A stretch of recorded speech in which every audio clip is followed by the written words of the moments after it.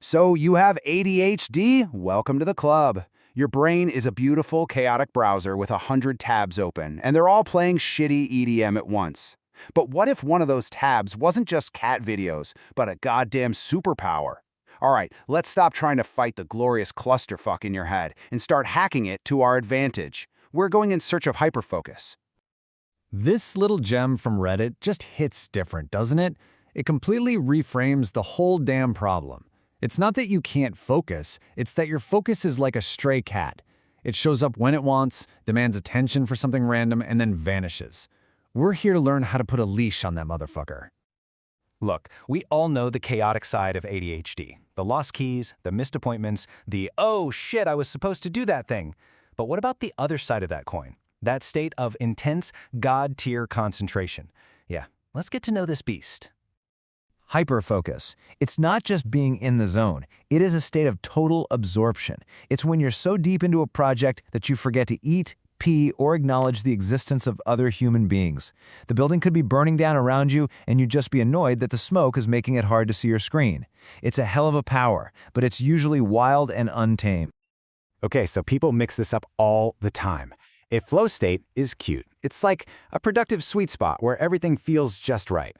Hyperfocus, that's more like being abducted by a UFO. It can take you somewhere amazing for 10 hours, or it can trap you in a YouTube spiral about how medieval trebuchets were built until 4 a.m. The real difference is who's in the cockpit. You can't just stumble into productive hyperfocus while your life is a raging dumpster fire. It doesn't work that way. First, you have to build a stable platform, a control panel for your chaotic brain. So let's install some buttons and levers, starting with the ridiculously obvious stuff. Your brain is basically a dopamine fiend, constantly scanning for its next hit. Your environment is a casino full of what we'll call flashing lights, notifications, clutter, noise, all screaming for your attention. The plan? We're going to systematically unplug those slot machines and replace them with guiding lights that actually point you where you need to go. Seriously, this basic shit makes a massive difference. A launchpad by the door isn't just a bowl, it's a for the love of God, don't lose your keys again station. Kill the phone notifications, all of them. Replace that noise with a giant, can't miss it to-do list. You're creating an environment that stops actively trying to screw you over. Time. That thing neurotypicals seem to understand. For us, there's time blindness. Time is abstract, squishy. An hour can feel like 5 minutes when you're deep in a rabbit hole, and 5 minutes can feel like an eternity when you're bored. So we have to stop trusting our busted internal clock and build an external one. And this is how we build it. A to-do list with more than 5 items is not a plan, it's a wish list for a different, more capable person. Use timers. They create fake deadlines that your brain will actually respond to. And, even more important, they can be an alarm that snaps you out of hyperfocusing on the wrong damn thing. Externalize everything. Your brain has better things to do than remember you have a dentist appointment. Look, you wouldn't pour vodka into the gas tank of a Formula One car and expect a victory. Your brain is a high-performance machine that you've been feeding garbage. For an ADHD brain that's constantly redlining, the right fuel is absolutely 100% non-negotiable. This is the holy trinity, people. Exercise is basically free, legal medication that boosts all the good brain chemicals. Consistent sleep is the only thing that lets your brain defrag and reboot its janky operating system. And a good diet? That's the raw material for everything. If you fuck these 3 things up, none of the other hacks will save you. Okay, the control panel is built, the foundations are less shaky. Now for the fun part. Let's actually learn how to aim this fire hose of focus and turn the bastard on when we want to, not just when it feels like it. This isn't about willpower. Fuck willpower. This is a mental warm-up. First, you visualize success to give your brain a little taste of that sweet, sweet dopamine. Then, you anticipate the bullshit your brain is going to throw at you. You call out those little gremlins by name. When they inevitably show up, you just nod, say, "I see you, you little shit," and get back to work. Tracking distractions makes you aware of just how often your brain tries to escape, which ironically helps it stay put. Let's be real. The working memory in an ADHD brain is a sieve, a rusty one, with extra holes drilled in it for fun. Trying to hold all your shit in your head is a losing game, so don't.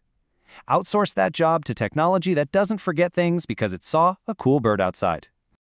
These apps are your external hard drive. And do? Oh, Do is a special kind of evil genius. It doesn't just remind you once, it will nag you and ping you and harass you until you do the fucking thing. It's the annoying, hyper-organized friend you need in your pocket. Your brain is a toddler. It craves novelty, games, and rewards. So gamify your focus. Pomodoro timers turn work into a series of short sprints, which feels way less soul-crushing. And Forest introduces stakes. You get distracted and check Instagram, you murder a cute little digital tree. How does that make you feel, you monster? This is one of the weirdest and most powerful hacks there is. It's called body doubling. You're basically on a silent video call with a stranger who is also trying to work. Just knowing someone else is there is somehow enough to shame your brain into staying on task. It's like a virtual study hall for grown-ass adults, and it totally works.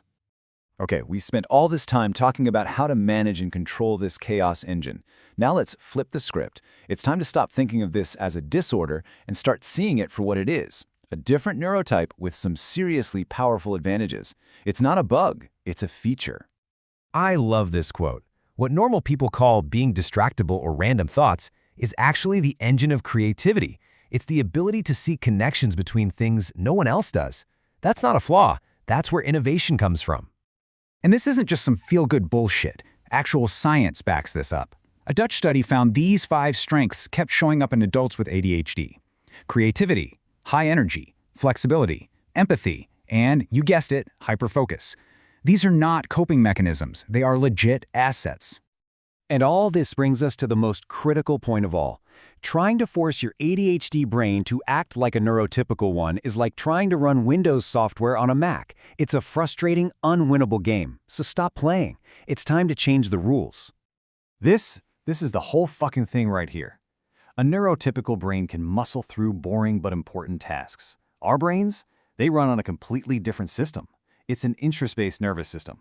If something isn't interesting, challenging, or urgent, your brain literally gives 0 fucks. So stop fighting it. Lean into it. Make your work a game. Find the one interesting part of a boring task. Fuel your brain with what it actually craves, and it will give you that sweet, sweet hyperfocus in return. We've built the control panel. We've learned the rituals. We've accepted that this is a feature, not a bug. The question is no longer if you can focus. The question is, what are you going to point this magnificent weapon at? Now go use your goddamn superpower.